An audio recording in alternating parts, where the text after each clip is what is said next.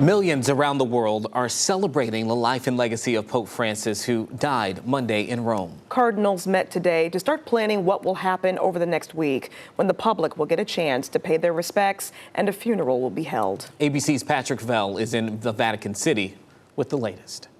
Mourners gathering in St. Peter's Square as more than 1 billion Catholics around the world remember Pope Francis. I was in Rome at the announcing of his death, and we felt the sorrow. These the first images of the Pope lying in a simple wooden coffin. The video showing a ceremony last night in the private chapel of Francis's residence.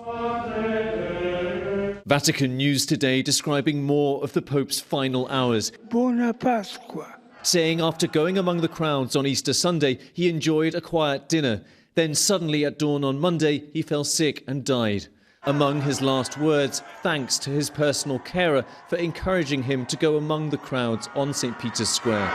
Today, cardinals arriving in Rome to discuss what comes next, announcing there will be a procession tomorrow morning as the Pope's body is moved to St. Peter's Basilica. He will lie in state there for 3 days, allowing public viewing until the funeral on Saturday. In his will, Pope Francis with a request that characterised his papacy, asking to be buried in a simple underground tomb. I'm hopeful that, like the revolution that Pope Francis began, will continue in the future with the new Pope. Details on the conclave to replace him have yet to be released, but typically it begins 15 to 20 days later. Look for someone who has experience running a major diocese. On the other hand, maybe you're looking for someone who's a more prophetic figure, someone who's guided by their life of prayer and their contact with God, right? A man of obvious holiness.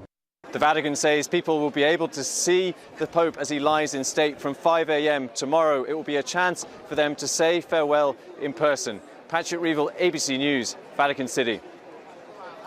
And as we mentioned, the Pope's funeral is on Saturday. A number of world leaders will be in attendance. President Donald Trump wrote on Truth Social that he will attend along with First Lady Melania Trump. Ukrainian President Volodymyr Zelensky will travel with the Ukrainian First Lady to attend the funeral.